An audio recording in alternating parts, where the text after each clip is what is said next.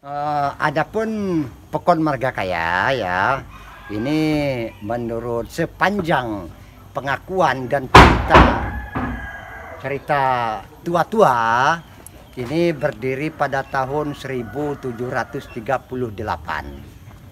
Adapun Marga Kaya, ini saya terjemahkan ya, makna dari Marga Kaya. Kalau kita selintas sepintas kita boleh mengasih makna marga kaya. Marga itu jalan, kaya itu sugih, itu boleh ya. Tetapi yang jelas yang dimaksud marga kaya bukan itu, melainkan marga itu adalah suatu wilayah yang luas, kaya itu mirip. Jadi kampung Marga Kaya ya, itu luasnya mirip seperti luasnya marga. Ini yang jelas. Bayangkan saja ya, dari Wates sampai Tanjung Anom, ini wae sekampung sampai Batu Kelir, itu hak kampung Marga Kaya. Itu termasuk wilayah kampung Marga Kaya menurut pembahagian wilayah dulu, wilayah marga. Karena Marga Kaya berbatasan dengan Marga Waismah dan Marga Pugung, yang berbatasan Wates dengan Tanjung Anom. Nah ini, jadi luasnya kampung orang Lampung yang ada di waktu itu tidak ada yang membandingi luasnya kampung Marga Kaya, sehingga mirip luasnya seperti luasnya marga. Itu makna yang sesungguhnya. Jadi berdirinya pada tahun 1738 ya. Jadi asal muasal kami orang Lampung Marga Kaya ini ada sebagian yang dari Gedung Dalom, ada sebagian dari Padang Ratu, ada sebagian dari Negeri Katon, ada sebagian dari Negeri Sakti. Karena Marga Kaya bentuk aslinya adalah 4 kelompok yang kami namakan Pakebuayan.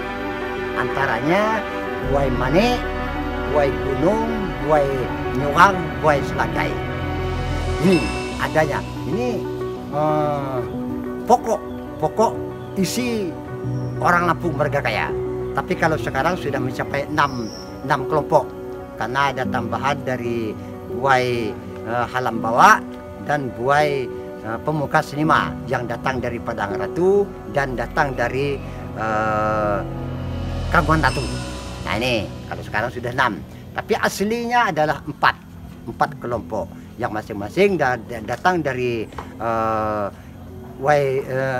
dari Gedung Dalom, yaitu kelompok Buai Selagai.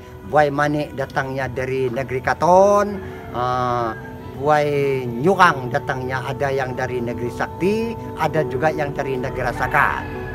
Nih, ada yang Buai Manik ada yang juga datang dari Padang Ratu. Nah ini 4 kelompok inilah. Nah itulah yang pertama awal-awalnya sampai pada tahun 1902 insya Allah ya, baru adanya transmigran masuk ke Marga Kaya.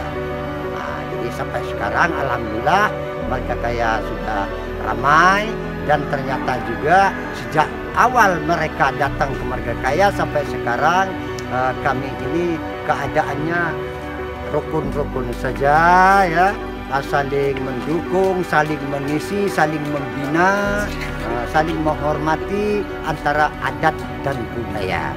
Kami tetap melaksanakan adat budaya kami, dan mereka pun tidak usil. Mereka juga yang melaksanakan adat budaya mereka, kami pun tidak usil istilahnya. Bahkan kami kerjasama. Nah itu baik dari segi ekonomi, segi apapun, segi kerukunan, itu kami sejak dulu sampai sekarang dengan mereka alhamdulillah rukun-rukun saja. Nah, ini kira-kira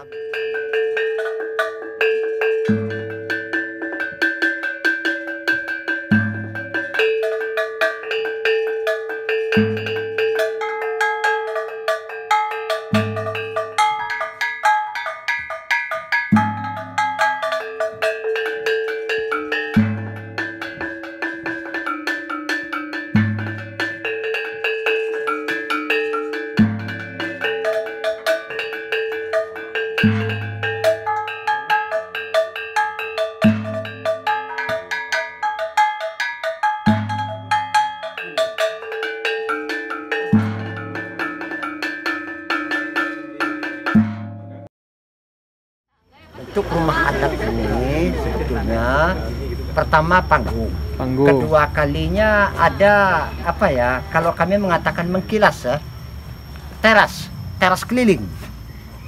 Itu bentuknya. Karena rumah adat ini memang ada, kalau kami mengatakan adok ya, gelar ya, ada nama. Nah, kalau kita sesuaikan dengan nama ya, itu seharusnya rumah adat ini, sesat ini, satu panggung, kedua kali panjang dan luas, keliling teras. Itu bentuk aslinya. Lalu di dalamnya ada, kita bikin panggung lagi di dalamnya, di dalam rumahnya itu. Nah, sebab itu mempunyai makna sendiri-sendiri masalahnya. Tapi kalau ini yang jelasnya kan panggung. Nah, rumah panggung. Kalau panggung ya secara logikanya saja ya, ini sesuai dulu ya waktu pembukaan pertama, terlebih-lebih di Margakaya ya. Ini kan satu masih keadaan hutan. Nah, jadi keamanan mungkin kurang ya, namanya dalam hutan. Kedua kalinya ini kan di pinggir sungai.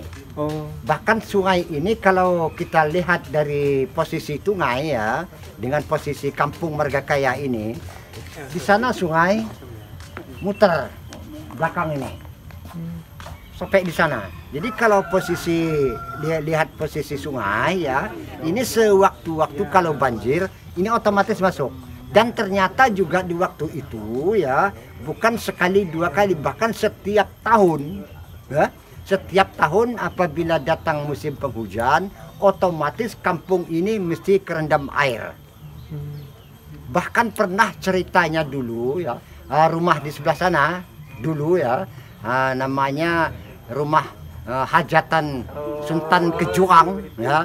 Waktu hajatan ini posisi kampung ini masih keadaan banjir, sehingga tamu-tamu yang datang itu kita menggunakan perahu untuk menjemput mereka masuk ke kampung Margakaya sampai di rumah hajatan.